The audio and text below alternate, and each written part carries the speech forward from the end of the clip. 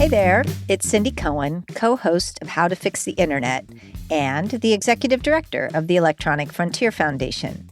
I'm here with a bonus episode for you. My conversation with best-selling novelist, journalist, and EFF special advisor, also my very good friend, Cory Doctorow. It's about my new book, Privacy's Defender, My 30-Year Fight Against Digital Surveillance. Part memoir, part battle cry, part recruitment text. What I do in this book is I tell 3 stories from my perspective as a person who is standing up for your privacy over the past 30 years. The first part is the set of cases we did around the crypto wars, where we successfully freed up encryption from government control. The second set of stories are about the NSA's dragnet surveillance, how we helped uncover that surveillance and brought it to the attention of the courts, and the multi-year battle we fought to try to get the surveillance curtailed. And the third set of stories are about the fights that EFF undertook against the FBI's eternal gag orders in something called national security letters. Together, I hope these give you a rich history of what it's really like to stand up and protect privacy, and a view of it that helps inspire you to think about what you could do. My conversation with Cory was recorded on March 10th in front of a packed house at San Francisco's iconic City Lights bookstore. Big shout out for City Lights for recording it and for hosting me on the day that my book launched. It was just a thrill to be in the house of Lawrence Filangetti to talk about my book. Now, I hope you'll enjoy listening to the conversation with Cory. And if you're interested in learning more about my book, you can find links and information about it at eff.org/privaciesdefender. And you'll also find links there to the various places I'm going on my little book tour that starts soon. So eff.org/privaciesdefender, and you can find out about the bookstore and where you can get access to the book. It's also available pretty much everywhere books are sold or lent. And finally, stay tuned to this feed. We're working on a special podcast for you that not only goes into depth about the stories I tell in the book, but it gives other people's perspective on those early days and those big fights to give us back the privacy that we all deserve. I can't wait to share it with you. My name is Peter Maravellis. I'm the events director here at City Lights. And for those of you online, thank you for joining us as well. And as always, we are beaming to you from the unceded ancestral homeland of the Ramaytush people. It is always a pleasure and an honor to do so. So it is always fabulous to have Electronic Frontier Foundation in the house. They are the co-sponsor of tonight's event. And of course, we are thrilled to have Cindy Cohen with us celebrating her new book. It is called Privacy's Defender, My 30-Year Fight Against Digital Surveillance. It is, of course, produced by our friends over at the MIT Press, and it chronicles Cindy's 30-year battle to protect our rights to digital privacy and shows us just how central this is to all of our rights and our ability to organize and make change in the world. This book arrives to us at a very important moment. Cindy is the executive director of the Electronic Frontier Foundation. From 2000 to 2015, she served as the EFF's legal director as well as the general counsel. Today, she spearheads a team of more than 120 lawyers, activists, and technologists who are dedicated to ensuring that technology supports speech, privacy, and innovation for all. Joining her tonight in conversation is none other than Cory Doctorow, who is, of course, no stranger to many of you and to City Lights. You can learn more about his work at craphound.com. Of course, he's a fiction writer, activist, journalist. Most recent book is called Enshittification, and it can be found at the front counter. And also, he's got a new book coming out in June. It's called The Reverse Centaur's Guide to Life After AI. So they're going to be in conversation tonight. We're going to have a Q&A at the end. We ask that you raise your hand. There will also be a signing. I will have these handy-dandy Post-its to hand to you, and we would like you to write to whom you would like the book inscribed. You may buy them at the front counter and then just kind of line up over on this side of the room. And there is also lots of EFF swag at the front counter. So please check that out. There's stickers, literature. So without much more ado, welcome to City Lights to you both. I just want to say what an honor it is to get to launch my book at City Lights. I mean, this is just an iconic place. It was one of the first places I came when I moved to San Francisco, and I'm just thrilled beyond words that we're able to do this here. It is. It's a fantastic bookstore. Thank you all for coming. I am a recovering bookseller myself, and I always know when I do events at stores that even in a city like San Francisco, it is not automatic that you get great independent bookstores.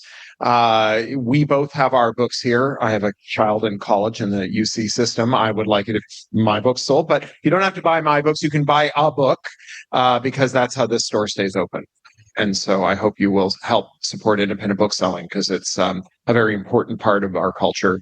So the order of service tonight, as you heard, Cindy and I are going to talk about her book for about 40 minutes.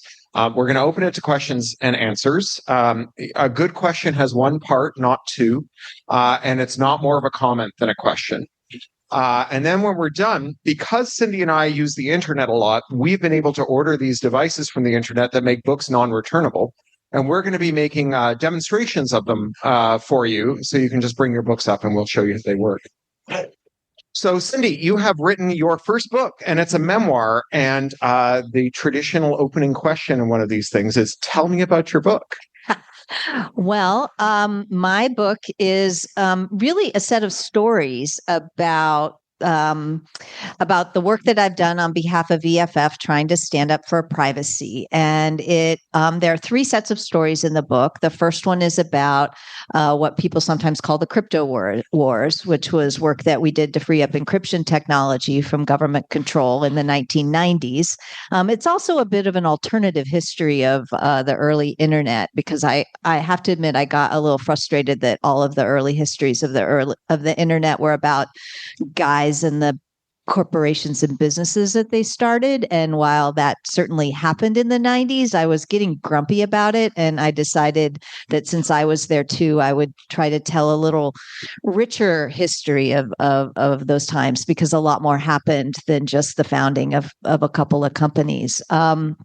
And the second set of stories are about the fight that EFF engaged in to try to stop the NSA from spying en masse on the internet. That features a couple of whistleblowers, one you may not have heard of named Mark Klein, who you should have heard about by the time we're done, and another who you probably have heard about named Ed Snowden, who appeared to help us get standing in the case. And then the third set of cases are about what we call national security letters, which are a form of secret subpoena that gags the recipients, that became kind of a go-to tool for the FBI after September 11th, and gagged people forever from being able to say that they had received one. And so we fought a long set of cases to try to do that, where our clients remained a secret for over 6 years. So I tell all of those stories, but I also kind of try to talk about what it's like to spend your life trying to stand up for privacy or anything, and include some of the lessons that I've learned about how to do this for the long run, as well as some of the kind of crazy personal things that happened along the way. And my hope is that it can inspire some people to think that this is something that they could do as well, because these are long fights, and it's important that people are stick with them, and if you do, like, really amazing things can happen in your life as well. There's an element of this memoir, and it's a very good book, I should say. I read Thank it you. with a great deal of excitement and pleasure. And even having been at many of the events described, I found that getting your perspective on them and the way that you wove that into your own personal story was very exciting. But there is an aspect of this memoir that shares some DNA with other early internet histories, which is to say it's a story about people building the airplane while they're flying it. Oh, yeah. Right? You're inventing this new category of digital rights law, along with a cohort of colleagues who are brilliant and inspired and doing cool things. And you just said, well, you're hoping that this inspires other people. I'd love to hear you reflect on what it's like to invent a new kind of career that has a great deal of meaning, is very hard, has very high stakes, And maybe you could reflect on what that means now as we're seeing the rule of law in decline and people are trying to figure out what they need to do to kind of, we were talking earlier, have a republic if you can keep it. Right. Yeah, I mean, it is the case, and this is something that, EFF's 125 people now, and it's one of the things that I will say a lot. And many of you are in my staff meetings weekly, and you hear me say this, which is like, we're just making this up as we go along, right? We're pushing, we're trying to figure out what works. We're certainly learning from the people who came before us, and I absolutely modeled the way EFF thinks about impact litigation on a lot of the work at our friends at the ACLU and other places. But really, we really did just make it up as we go along and tried to figure out what's the best way to go from here. And I think we're definitely in a time when we need that. I think that we're in a time where the institutions that we relied on to get some of the relief that we got are themselves under attack, and we may need to shift gears and try to spend some time really standing up for those institutions and helping rebuild them, and new tactics and strategies. Right, EFF was the first organization to really hire a staff technologist. Seth Schoen, who's here tonight, was the first one who we hired to have technologists kind of riding along with us and explaining to us how things worked. And believe me, he's the most patient man in the world to explain to me and all the other EFF lawyers how the internet works.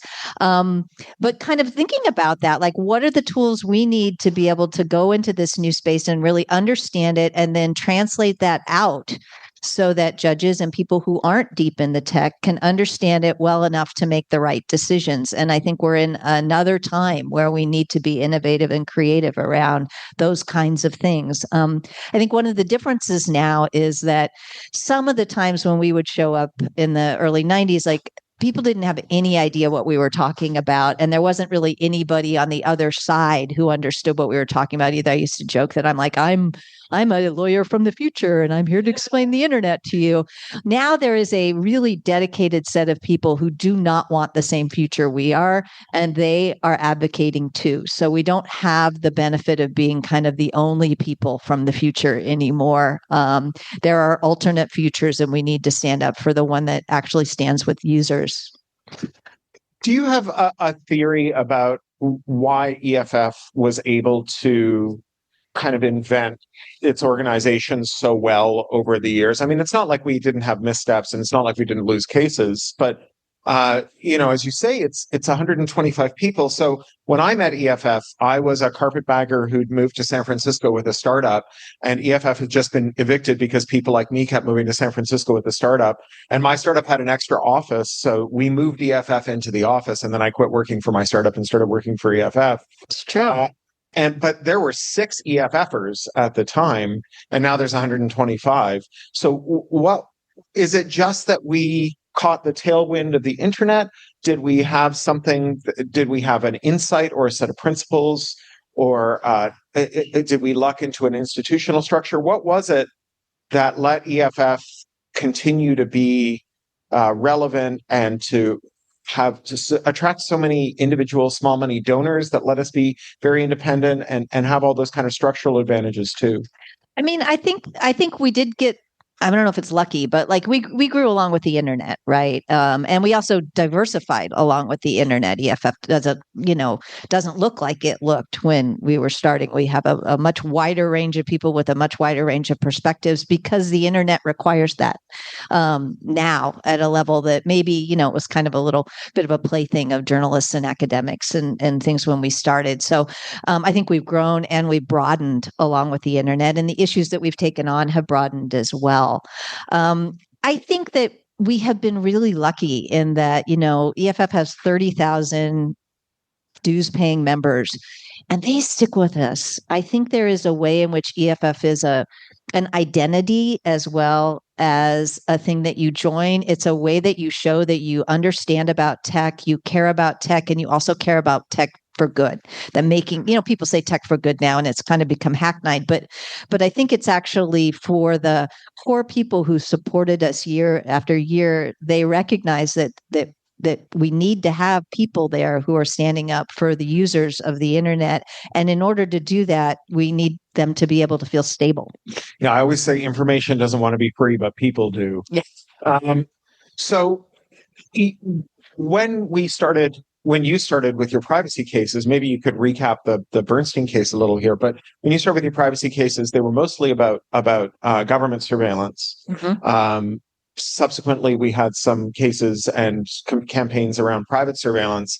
And then these days, as we're seeing with the Trump administration, there's not really a difference, right? No. The ad tech data that's collected to, eke out a few basis points and conversion rates for display ads is now being used to figure out who to round up and extraordinary rendition to a torture camp. So I wonder if you could think about the historic antecedents for this. I think we understood this early on. I don't know that everyone else understood it. What is the relationship of state and private surveillance? I mean, it's always been the case, and I'm happy to, I'll go back and talk about Bernstein because that is a little different. But certainly the NSA surveillance, the NSA didn't come to you guys, didn't come to people directly in order to get access to everybody's information. They went to the phone companies and they went to the internet companies. It's always been the case that if you needed to do mass surveillance, you went to the companies. I think what we're seeing now, I feel a little like Cassandra sometimes, right? That we've been seeing things coming that now are really everybody's able to see, which is the government is really able to weaponize the information that it has about us. And they are the number one purchaser from data brokers as well.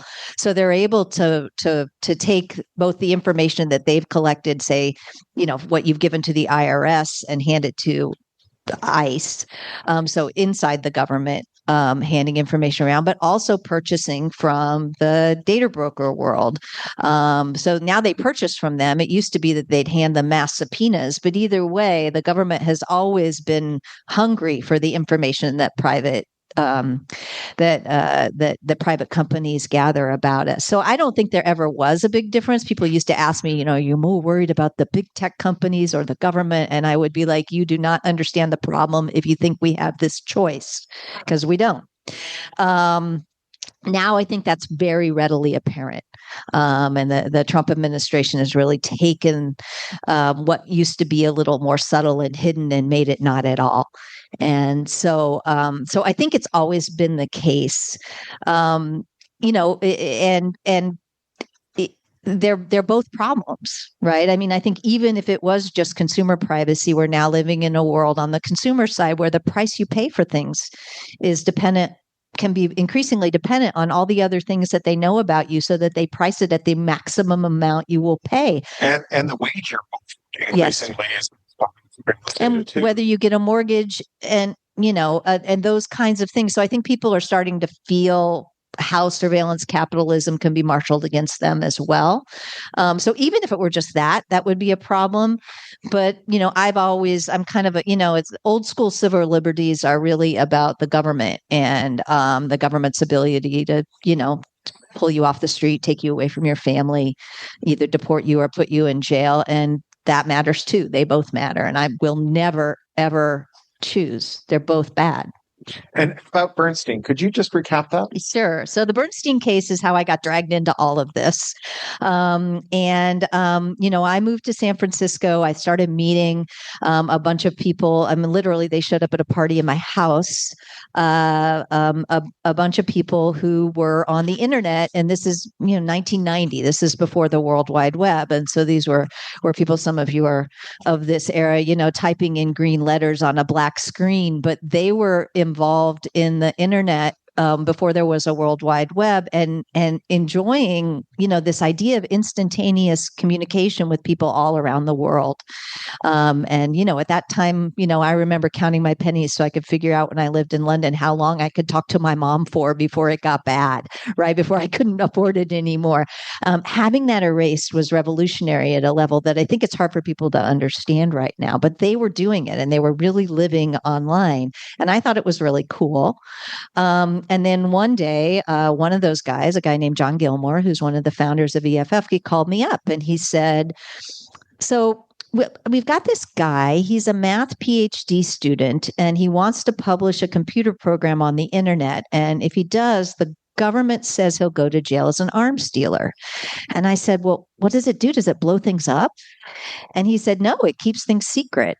And I said, well, that sounds like a First Amendment problem to me. And he said, me too. Will you take the case? And I was a baby lawyer at this time. I didn't know what I was doing, but I went to my little law firm and I said, I think this internet thing's going to be big. Understatement of the year. And they let me take the case pro bono. And we challenged the government's restrictions on this technology, which is called encryption, which turns out to be very central for both privacy and security online. We challenged the government under a First Amendment theory. For the legal geeks, it's the prior restraint part because it was a licensing scheme. And lo and behold, we won with this kind of ragtag team of lawyers and a lot of crazy hackers who showed up at the hearing and talked in public and organized, and people were putting encryption on T-shirts, and I think one guy actually got a tattoo, and kind of just demonstrating that like computer programs and computer code was a way of communicating to other people, and it had to be the case that this was protected by the First Amendment. And this is one of the things that I like about courts is that, we were nobodies, but yet the judge, Marilyn Hall Patel, not too far from here in federal district court, she read our briefs and she said, lo and behold, these people are right. And we won against the national security infrastructure of the United States. And so it's because of that case and a lot of lobbying and a lot of other people, I got to stand in front of the judges, but I was by no means alone in this. And my friend Brian Bellendorf's back there, he wrote a declaration for us back in the day. And we were able to succeed in the district court, succeed in the Ninth Circuit, and ultimately the government backed down and reduced the controls on the encryption. And, we don't have enough security on the internet right now. But a huge chunk of the security we do have is because we were able to free up encryption. And if you use Signal, you use encryption. If you go to your bank's website and it actually goes to your bank and not somebody else pretending to be your bank, that's because of encryption happening on the back end through a group called Let's Encrypt that EFF helped sponsor. So both the stuff that you're using and the stuff that's below what you can see, encryption is how we have basic security and privacy online. And it's because of that fight that was presented to me to do, and I was very honored to do it. But it's because of the kind of some of these early hacker types who saw that we weren't going to be able to have a private conversation online. We weren't going to be able to have a hope of a private conversation online unless we could free up this technology. Oh, and I want to say one other use for encryption that I always mention here is when you get an update for the software in your pacemaker, you're also relying on encryption to make sure that it's the right software. Yes. So lots of ways in which you're using encryption, your anti-lock brake system, the electronic lock in your home, all of those things also, you're relying on encryption for the integrity of that software. So a recurring theme in the book and tonight is the role of narrative. When you talked about Seth explaining things, you talk about explaining things to the judge in the book, and narrative. You're telling good stories in the book. You woven in a narrative of your own life, and you're growing up adopted and growing up in the Midwest, and all these other things. But there's narrative doesn't always work, or there are lots of different kinds of narrative. And I think the Bernstein case really illustrates something interesting for me about what a lawyer brings to the table in this, because prior to the legal argument about the First Amendment, there were lots of arguments about encryption in the halls of power, right? There were arguments like, we don't think that the encryption that the US government wants to allow civilians to use is strong enough, and we think that bad guys will be able to break it. And sort of in the halls of power, it's like, well, yes, but the NSA has hired a large plurality of every PhD mathematician from the Big Ten and the Ivies. And they say you're wrong, so I think you're wrong. And then we tried to prove it, and John is back there. John, I just saw. Yeah. Built a computer called Deep That's the guy who called me and asked me about, So John, crack could run all of the possible combinations of this encryption system in like 2.5 hours. It was like a $250,000 computer currently sitting under my desk at home because John was tired of having it in his garage at The Hague. And it's a beautiful machine, and it was an incredible demonstration, right? The fact that for $250,000, one guy could expose the secrets of every American business and individual and the state itself. But again, that didn't move the needle. And what ended up moving the needle was what I think to a lot of people sounded like, and maybe even still sounds like, a weird argument, which is that the First Amendment, it protects computer code, and yet you had that insight and you were able to explain it. So could you talk about the different kinds of narratives that we use when we try to advance policy questions, and which ones work when? Oh boy, that's hard because it really is very context dependent. I mean, I will say that the code of speech argument is one of the things that came to me that we then helped develop out and contextualize. It came from really listening to people who were on the internet, especially people who were doing encryption code, but people more generally. Like we had, Hal Abelson, who's a very storied professor at MIT, taught the Intro to Computer Science class there, and Hal, also a very patient man, sat and talked with me about like why code. He said code is primarily for people to speak to each other. It's only secondarily for computers, right? Like this frame was how people were working on the internet, and the development of the science. And, people think about the First Amendment, about political speech or about art, but the development of science is one of the core pieces of the First Amendment. It's why freedom of expression, and one of the reasons why freedom of expression is really, really important. And so it just became clear to me in talking to all of these people what they were doing and how it fit into the frame of the law. And so that's the story that we put together. And it started with Dan, right? He was a computer science PhD student who wanted to publish his ideas on the internet so other people could look at them, think about them, talk about them, and comment on them. I mean, that's just what the First Amendment is. So I think that for me anyway, in all of the narratives of the cases, in the mass spying cases, talking about how the founders of this country didn't like general warrants. They didn't like the idea that the police could just show up, could get a warrant based on the fact that somebody wasn't paying their taxes and then use that warrant to search whoever they wanted, right? That's the history of the Fourth Amendment. Well, what's going on when the NSA is tapping into the internet? They're looking at everything first and figuring out what they want to investigate second. So I think in all of these situations, you have to kind of really take the time to look at what's going on, and then how does it relate to the values that are embedded in the law, and then make that argument.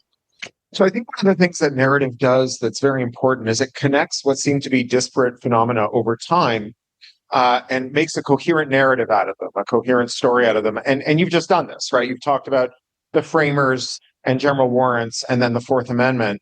I think that we have an unfortunate tendency as a society to lack object permanence, and to be like toddlers who still think peekaboo is cool, and to just wake up one day and say Trump has no antecedents. Right. How did we end up in a situation where authoritarians are using the threat of an enemy within to sideline the Bill of Rights, and using technology to do it, and arguing that technology gives us a unique way to head off existential threats to society?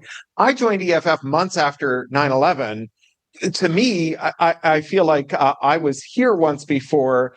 Could you talk about maybe the historic antecedents to this moment in the Patriot Act and in other fights that we had in the aughts? And how, this is just sort of the son and grandson of those fights? Yeah, I've been saying, this is all Dick Cheney's fault. Or maybe David Addington. I think that, one of the things that happened, I mean, honestly, in my lifetime, the first time the government got caught spying on people was in the Nixon administration, right, where they literally broke into a building to spy on people, but also did a whole lot of other things. And Senator then named Frank Church did a whole investigation, discovered mass spying by the government, like swooping up people's telegrams as they came into the United States.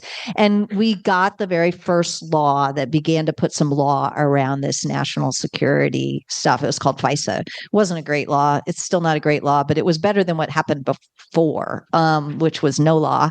And then, September 11th happened, and they passed the Patriot Act, and they tore down a lot of the protections or changed them or kind of defined them out of things. And then we were on this slow path back again. And we created a bunch of national security sized holes in the legal fabric. Our country was founded in a revolution. Like, if national security was an exception to the Constitution, we wouldn't have had one at the beginning. So I don't think it makes a lot of sense. And I think there's a reason why we don't have a national security exception to our Constitution, at least in the one that we can all read. But we created de facto one, and now what we're seeing, now what we're seeing is we saw bits and pieces and pushes through it, and things that were problematic, which we've been fighting for a long time. I think what's happened with the Trump administration is they've looked at all these holes and they're just driving a truck through all of them. So it's much more visible. It's much less subtle, and in some ways it is bigger. I mean, it's much bigger. The refusal to follow court orders and a lot of the other things are not things that we really saw at the same level before. So I don't want to say this, 'twas ever so, but it's definitely the case that there were holes. This is, again, why I kind of ended up feeling like Cassandra, because we were saying for a long time, we're setting up the conditions that could turn into something that is authoritarian. Ed Snowden called it turnkey totalitarianism, trying to talk about this moment. And I think there's a ways in which now we're in it. And so we have to fix these if we're going to go forward as a republic. So I'm sorry, I just lost my thread. I think I lost it in answering your question too. No. So BFF, our bread and butter, are technologists who care about the human factors, the human rights, human thriving, and often today the caricature of the technologist is the tech bro who sees technology as a way to wield power over other people, as opposed to a way to uplift other people by showing them how to use these tools that make their lives better and so on. And I feel like our milieu, and I think many of the people in this room, are technologists who discovered with digital tools and digital networks something about themselves that was otherwise not available to them in the milieu that they were born in the town that they grew up in the family they grew up in the context they grew up in. And yet digital tools show them the words to describe who they could be, the ideas that could describe their worldview. Many people came here to this city to meet up with one another and to kind of foment a kind of counterculture around technology. And there's a parallel here in your own story. So one of the things you talk about at great length in the book, and in a way that's very revealing and moving, is what it's like growing up adopted and the circumstances of your adoption, the encounters you had with your birth family, some of which were quite wrenching. And one of the things that's very clear is that you grew up feeling a little bit like a fish out of water, partly because you were just a smart person who cared about a bunch of stuff that wasn't necessarily par for the course in a small town in Iowa, but also because of this circumstance of birth. And I see a parallel in your own life, right? That the digital world opened up a set of possibilities for you that you didn't suspect, but you immediately recognized as the possibilities that you were made to seize.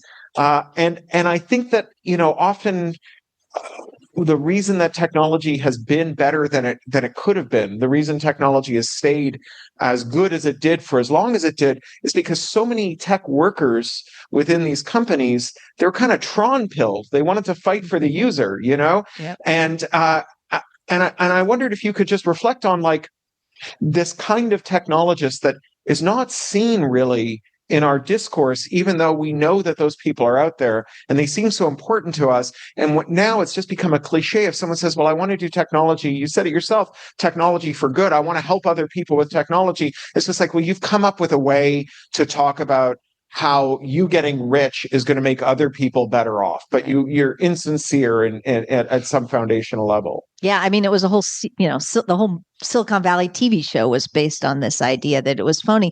And the thing that is really hard for me, and Mitch Kapor here is one of the founders of EFF. I know plenty of people who this is not true for, and they don't get the spotlight at the level that the people who it's true for. I mean, again, I think that, but I think you're right that there is something to the fact that technology, the internet especially, kind of, and it fit in San Francisco in some ways. I call San Francisco the island of misfit toys, right? It's the place where people who didn't fit in where they came from could always come and kind of try and find community. Of course, that's true for the gay community traditionally, but it's not the only one. And I think that a lot of people who found community in the digital world were people who didn't fit in where they came from. And so it pulled from the same thing. And I always felt a little like I didn't fit in where I came from. My brother's here tonight, my rock. But, we were not like the rest of people in our little hometown. And so coming to San Francisco, by the way, I followed him here, was a way to kind of try to find a place where you could fit in, where being, a little off was celebrated. And the home of the weird. I love that about, we have little stickers at EFF that says keep EFF weird. I know we stole it from Austin, but still.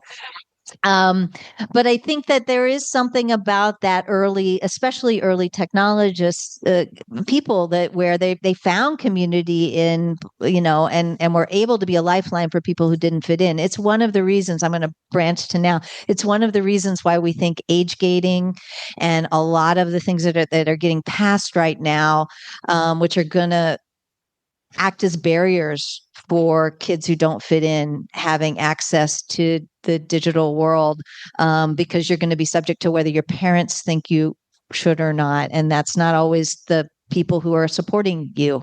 Not all the kids have the parents who are supportive, and so many kids. We did a little informal, completely unscientific survey at EFF of kids, asking them how important the internet was to them, and the stories were heart-wrenching. Like, I wouldn't be alive today if it weren't for my online community. Like, my family doesn't get me. I grew up in a religion that doesn't get me, and it's the online community that saved me. And so part of why we're so passionate about a lot of the things that are being done right now to try to gate the internet is because we worry about that next generation of kids and whether they're going to be able to have access to it. So yeah, I think the internet was the home of the weird in some really good ways. And now all the oxygen's been sucked out of the room by people who I actually think are deeply weird, but not in the same way, and not in a good way for all the rest of us.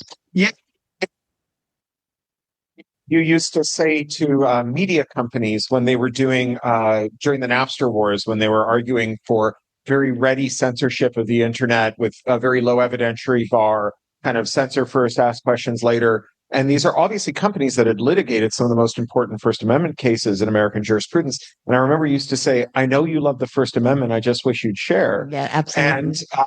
And I think that there's a lot of weirdos out there on the internet who want their kind of weirdness to thrive, but no one else's kind of weirdness to have a home. Yeah, and I think we're seeing that now, and it's really sad, right? A lot of people who said that they really cared about the First Amendment and freedom of speech, who are now in power, massively censoring other people. I think some of us could see that coming, but it's really obvious, right? That some of these things are values that people hold deep in their heart, and you can say those same values and not stand up for them, just really use them as a vehicle to get yourself power. And we're seeing that, really tremendously in the area of free speech right now, and in the area of privacy.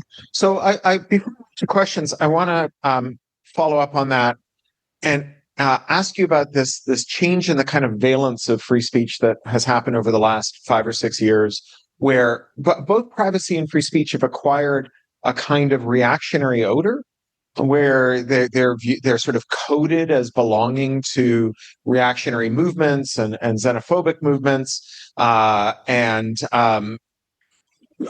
wonder what we do, first of all, to take back those values, and what we say to people who have been kind of not particularly engaged spectators of this fight, who absorb it kind of in an ambient way and have just gone, oh, I guess that stuff was just bullshit all along. I don't blame people for this. There are a lot of subjects in the world that I follow as a spectator at a distance and just sort of vaguely understand based on what people I think are generally right believe about it, because life's too goddamn short to be an expert on all of it. But I fear for it. I fear for the fact that the standard barriers for free speech are such bad actors. And I fear for the fact that the people who should be the standard bearers for free speech are often suspicious of it today. Well, I mean, I may be being a little Pollyanna here, but it's kind of a dark Pollyanna. I think that story is changing. I think that right now, with the amount of repression we're seeing by the government, we're seeing a lot of people who recognize how important free speech is, and truly free speech, right? Not just I have the right to be an asshole to other people online, but actually we need to share information about this protest. We need to help people understand that there's a better way. And I hope anyway that suspicion is falling away as people are starting to see the free speech really be under attack, journalists being arrested, people filming the police, which is, you're right, under the First Amendment to film and observe the police. It's heartbreaking, and not that that both of the people who were killed in Minnesota were engaged in their First Amendment right to observe and film the police. I think people are starting to see that. I think they're starting to see why the First Amendment is important for people who don't have power. And it's one of the tools for people who don't have power to protect themselves and to also share. I think of privacy in exactly the same way. I think privacy is a shield for the less powerful against the more powerful. And I think we're living in times where people are seeing that, like the communities that I'm involved in that are organizing on Signal. Right, because they recognize that it's important to have a zone of privacy to organize, even if you're ultimately going to be in a public protest and you're going to be in a place that's public. You need to have a private conversation to be able to do that. And I would submit that every positive social movement that we've had in my lifetime, while it had a very public voice, had to start with a private conversation, and protecting those is one of the steps. So I don't know how to convince people other than to try to say, look around. Like, this is the people who need these rights are more and more obvious as we're living in a deeper and deeper time where the governmental forces and the corporate forces are trying to take it away from you. I guess you could do the flip side, which is, what's the first thing that happens when a despot gets power? They try to take away people's privacy and free speech. We're seeing that as well. So it may be that you can just define it by what the bad guys are doing. Yeah, I never thought good enough encryption, we could build a little airtight bubble where we wouldn't need the rule of law. But we all know about rubber hose cryptanalysis, when someone ties you to a chair and hits you with a rubber hose until you divulge your passphrase. It doesn't matter how many bits there are in the key if there isn't anything to stop someone from hitting you with a rubber hose. It's a piece of it, but yet, talk to Mr. Snowden, right? We found out about the truth about a lot of what our government was doing, in part because he and Laura Poitras used PGP, were able to encrypt their conversations with each other. That private conversation is what helped all the rest of us learn the public part. And that's what I think encryption is for. Encryption is to have a temporary zone in which you can organize to make sure no one hits you with a rubber hose. Yeah, hopefully. But it's not a substitute for a system of the rule of law in which rubber hoses are off the table. No, it has to be, it's a piece of it. And it doesn't even give you security all by yourself, right? You need, security is a team sport. You need to have the people you're talking to not turn on you. And there's all the technology in the world won't help if that doesn't happen. So it's not, it's a necessary but not sufficient. I don't know. It's a piece of the story. It's an important piece of the story, but it's by no means the whole story. Once again, where we get to questions, I'll remind you, one part, not two, never more of a comment than a question. Who would like to ask Cindy a question? There's something online. Oh, someone online. Go ahead. To you about California Digital Assurance Act, AB 1043, when it comes to the facts. What are we going to do about California Digital Assurance Act? My husband behind the scenes, Cindy and her husband Patrick have been going at it ever and tones over this law because it's very bad, and Patrick is very worried, and Cindy is worried in a different way. And so perhaps Cindy could air some family dirty laundry there. You did this anyway.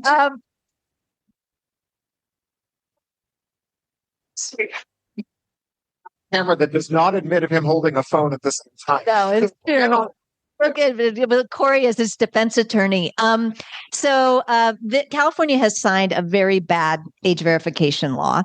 And it is, the governor says it's going to be amended. I don't know, but I think we really do need to stand up for it. It's not only bad because it's a bad age verification law, but it reaches all the way into the operating system, which means it's a pretty big threat to the open source community because it requires anybody who is building any tool to make sure that it can do age verification and gets in the way of the open source ethos, which is when you get it, you can rewrite it, you can do whatever you want. And so there is a big worry that that some of the big open source packages and other things are not going to be available in California. There's been some talk about it. It's also in Colorado, I think Texas, and I believe Brazil. Anyway, this is one of the ways in which age verification the promise of age verification is spreading in ways that is really problematic and really represents not understanding some of the other values that are getting washed aside. It's not going to work either. Honestly, I'll make a bet with you in 3 years if your kids are going to be able to go online and get what they want. So there are some very deep and horrible stories that have led for people to want to do something to protect kids online. I have all the sympathy in the world for that. But the answers that they're being sold are not going to do it and are really problematic for a lot of other things. So, we're on it. I mean, the part of our problem is we don't like the whole law. So the part about open source we care about a lot, but I'm not all that interested in fighting for the carve out as much as killing the whole thing. But if we, but we do need at least the carve out for open source. It's an important thing. And I think people need to be reaching out to their representatives about this, because I don't think that, there may be some members of the California legislature who understood what they're doing, but there's not enough. Yeah, this is one of those areas where a failure to grasp the nuance of the technology really is a problem in the halls of power. And, it's easy to roll your eyes at people who say, oh, lawmakers don't understand technology. Look at them making these dumb laws. But, if you're a person who, your experience of operating systems is maybe you bought a computer that had an operating system and maybe you upgraded it. You think of an operating system as this kind of reified special thing, and not, for example, as a thing where you might fire up a virtual machine and install an operating system on it for an hour and then do it 1,000 times and then delete all those virtual machines. And the idea that each one of those is going to have an age verification step is itself just deeply weird, right? It's like having age verification for salt cellars. It makes no sense, right? An age verification step for a deed to your home might be silly, but it wouldn't be so onerous given all the other stuff that goes on when a house is being purchased. But an age verification step for putting salt on your fries just seems very weird and wrong in a deeply impractical way. Yep. Do we have other questions for Cindy? Yeah. A general question, actually. Does writing to the representatives using the online forms and then with the signature, does it really work? Because we are inundated with information and so much of Do reps care if we send an online form that sends them a letter? Elected representatives. I should say, for those of you who aren't following Cindy's eyeline, she is my contact with Haley Sukiyama, who is our what's your title? Director of State Affairs, who is the EFS rabbi on this subject. So she's also going on leave tomorrow, so she would love your questions tonight. After does sending these letters make a difference? I think it does. And I look, there's a hierarchy, right? If you show up and say, I want to talk to, get on their audio, actually meet with them, not show up unannounced, actually make an appointment and say, I want to talk to you about this. That's better than if you call. If you call, it's better than if you send an email. If you send an email and you write your own message, it's better than if you just kind of click. But all of it's better than doing nothing. And they do. The most that some offices might do is just count how many people wrote.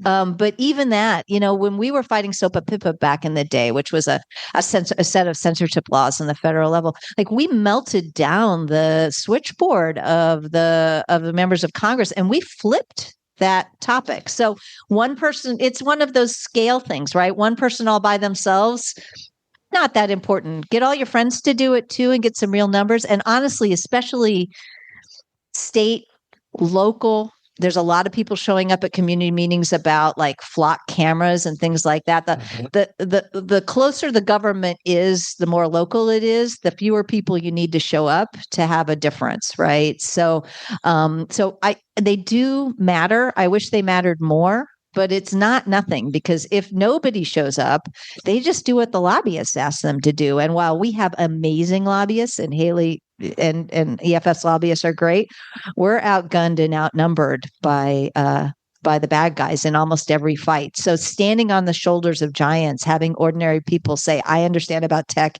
EFF is right, you should listen to them. That's one of the ways that we get listened to. Do you know, I can tell you one of the reasons that I think it matters, and it's because they keep trying to take it away from us. So one of the campaigns that I worked at EFF in the aughts, the Department of Agriculture was tasked with identifying and deleting, quote, substantively duplicative comments. And it was the Department of Agriculture because they oversee forestry, and forestry has to contend with the Sierra Club, who are really good at sending a lot of letters. And so they said to Ag, why don't you write a program that looks at 2 emails from the public in an administrative comment docket and decides whether they're so similar that we can ignore them? And you just get to make up your own standard for this. And so we whipped a letter of groups to the Department of Agriculture to say this is a bad idea, and let us explain to you in technical terms why this idea is bad. And I think this was maybe the most successful sign-on letter we ever did, because there wasn't a single political group in America of any stripe or description who thought this was a good idea. So we had like pro-gun people and anti-gun people, and pro-abortion people and anti-gun people, and flat earthers and people who wanted to go to space. And Danny O'Brien, who was managing the letter, called me up and said, we're not going to let the Klan sign this letter, right? And I said, no, we're not going to let the Klan sign the letter. But everyone signed this letter, and it died a horrible. That's how you know that it matters, is because they don't want us to do it. Yeah. I mean, we're starting to deal with AI in some of this, right? There was an issue, I think, in LA with the Sierra Club recently where it looks like people are marshaling AI to do fake letters and lots of fake letters. So we're still going to be fighting over this because with every new technology, there becomes a new way to both write to Congress and fake it. And so letters also. Yeah, don't do that. Don't do that. Question. I will tell you something. More than a decade, but I only just discovered that in the UK, if you're a British citizen, you can show up at the House of Commons when they're in session and demand to have your parliamentarian come out and speak to you. And they are legally obliged to either speak to you or send their secretary out to explain why they can't, and to set a time when they will meet with you in person, which is quite amazing. Other questions? Seth? Tell an anecdote for business. So, just remember when we were working on a lot of these things some years ago, there were a lot of sort of blanket bad doctrines that different parts of the government embrace, like the third party issue. Third party doctrine, yeah. This kind of privacy. Maybe foreigners have no constitutional rights. Maybe like if a human doesn't look at it, doesn't count. How bad are this sort of blanket bad doctrines about privacy infringements not counting? And is there any sort of hope or progress in any of this big bad doctrines? So Seth, that's Seth Schoen. He's EFF's original staff technologist. Afterwards, if you want, you can ask him why he'll have invisible yellow dots on his tombstone. So Seth is asking about these things called doctrines and these bad doctrines. So there's something called the third party doctrine, which says that if your phone company knows something about you, it's not private. If a third party knows about you, it's private. Or if you're a foreigner, you don't have rights. Or what was the third one? Like curious about if a human doesn't. Oh yes. If we collect information on you illegally, but we don't look at it, it's not a violation of your privacy. And he wanted to know how bad these are. What's the direction of travel? How's it going? I mean, it's a mix. I think we're making, so the third party doctrine is a doctrine actually that the courts created in the 70s with the idea that when you give information to a third party, you lose your constitutional protection over that. We're making inroads. We've had a couple of good Supreme Court decisions that one about tracking you through your phone and phone location data, and another one where the third party doctrine should have meant that you didn't have any constitutional rights, and the Supreme Court magically said that you did. So that was good. They haven't yet overruled it, but we've been chipping away at it. It's smaller than it used to be, and we're going to continue to do that. There's a case in front of the Supreme Court now. I don't know if it's going to turn on third party doctrine, but it's about geolocation. So this is where they show up at Google and they give them a subpoena and they ask for all the people. Geofence warrants. Sorry. Thank you. See, he's been correcting me for a long time. Geofence warrants, and where they show up and they ask Google for everybody who's in a location rather than having to identify who their targets are. That's up in front of the Supreme Court in a case called Chatri right now. We'll see which way that goes, but that may end up taking another stab at some of these doctrines. So we're working on them. I think that whether foreigners have rights or not is something that we fought in a bunch of border search cases, and we have not succeeded yet on those. And I'm not sure under this administration things are gonna move too much, but maybe. And the other one is this idea that they can collect everything, and then as long as a computer looks at it rather than a human, it doesn't count. We haven't been able to get at that yet. So we're going to keep at it. These are all three really problematic doctrines, none of which, Moses came down from a mountain with it on a set of stone tablets. So they're all things we can fix. But there are three things that continue in our sights. I mean, one of the things about the book is that we don't win all the cases in the book. We won the Bernstein case. That was really fun. It has a really lovely narrative of it, and the government gave up. And there's a nice scene where I get to go to Washington, D.C. and negotiate the terms of surrender. In the NSA spying cases and the NSL cases, it's really more that we chip away. We still have a lot of work to do on both of those. And we've chipped away a lot. The NSA spying does not look like it looked when Mark Klein showed up in our office. 2 of the 3 programs have been dramatically changed. Actually, all 3 of them have been changed a lot that we sued over. But we still have a lot of ground to cover. And all 3 of those doctrines are in our sights.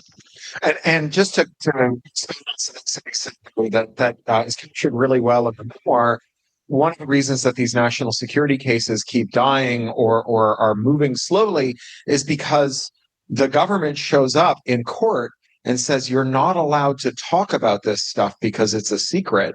And that includes things that are on the front page of the New York Times. And the court says, I guess it's still a secret, even though, this is a very special definition of secret that you can only comprehend if you've had the specific kind of neurological injury that accompanies becoming a certain kind of federal judge. But it's this weird definition of secrecy that includes a thing everyone knows, but you're still not allowed to talk about. And speaking of bad doctrines, I would put this in the realm of bad doctrines, that we have a thing called a secret that includes a thing everyone knows. Yeah. So we're getting pretty close to the making books non-returnable hour here. There weren't a forest of hands before, but if there are many people with questions, I might take 3 and give Cindy a speed round. So I see one from John. I see another there. Is there a third? Women? Really? Question? Really?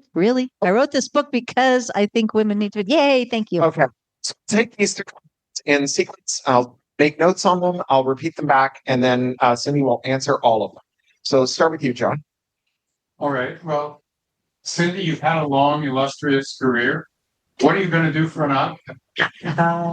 Hold on to that thought. Okay.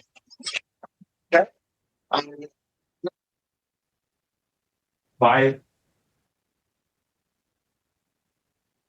your impact litigation in the same kind of stage who's just starting out, say, as a law level. Okay, and then go ahead.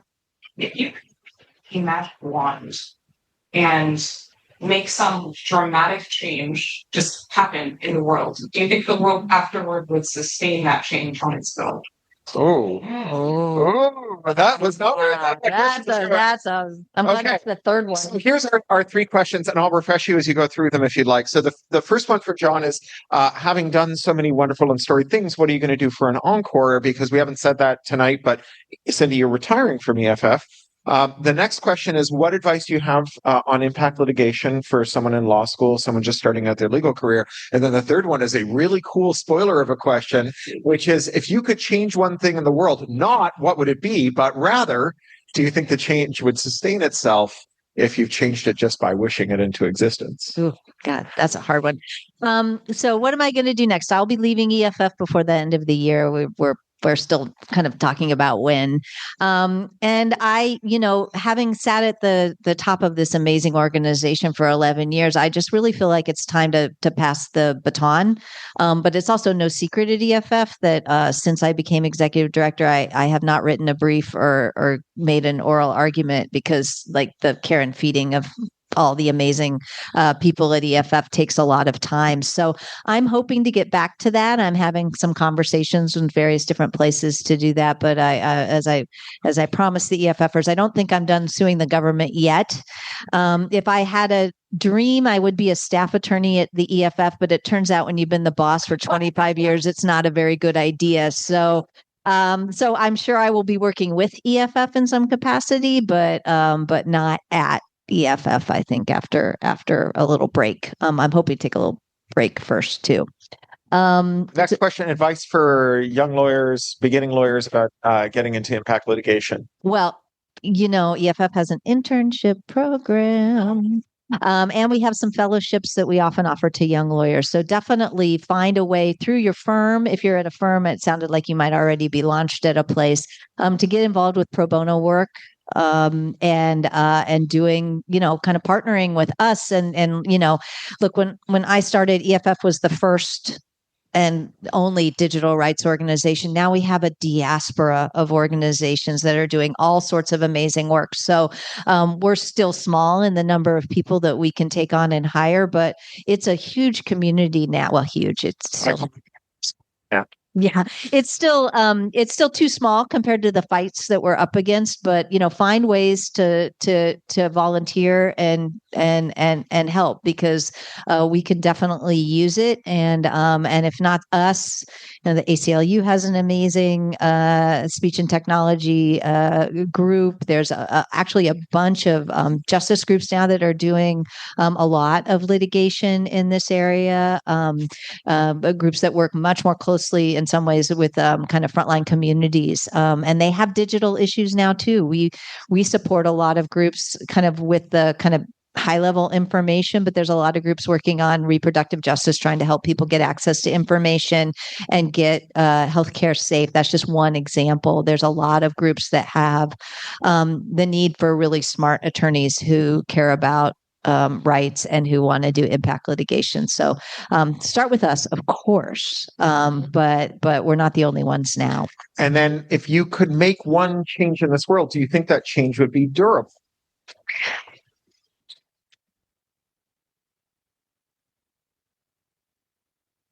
I think that if you can make a change that becomes the way people think the world ought to be and what they expect it to be, it becomes much more durable. And I mean that while we still are fighting with encryption and we still see people taking stabs at it, it's kind of unthinkable now that encryption would just be outlawed or require a license at the level that it did when we started in the 90s. And that's because we were right, and people like John were foreseeing about how important it is, but it's also because we baked it into all the things in such a level that it just wouldn't.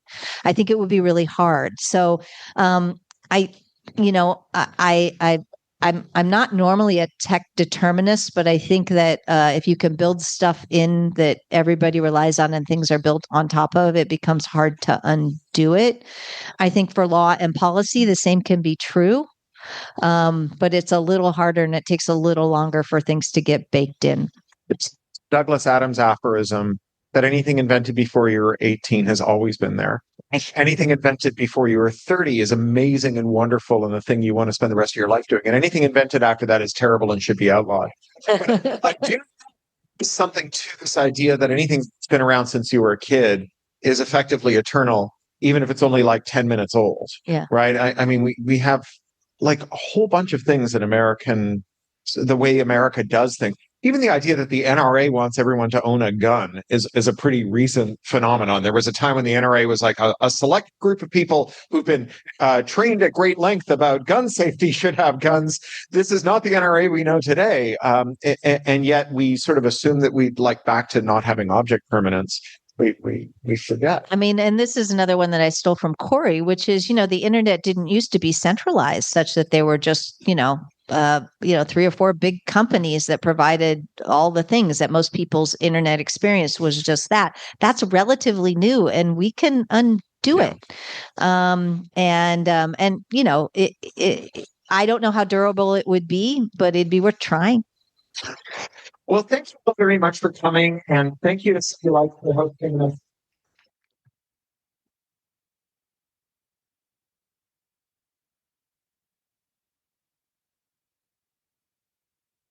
Remember, booksellers draw salaries, and those salaries come from you buying books, even if they're not our books. And this store has kept itself open for hours with staff at the till and so on. So they need your support as well.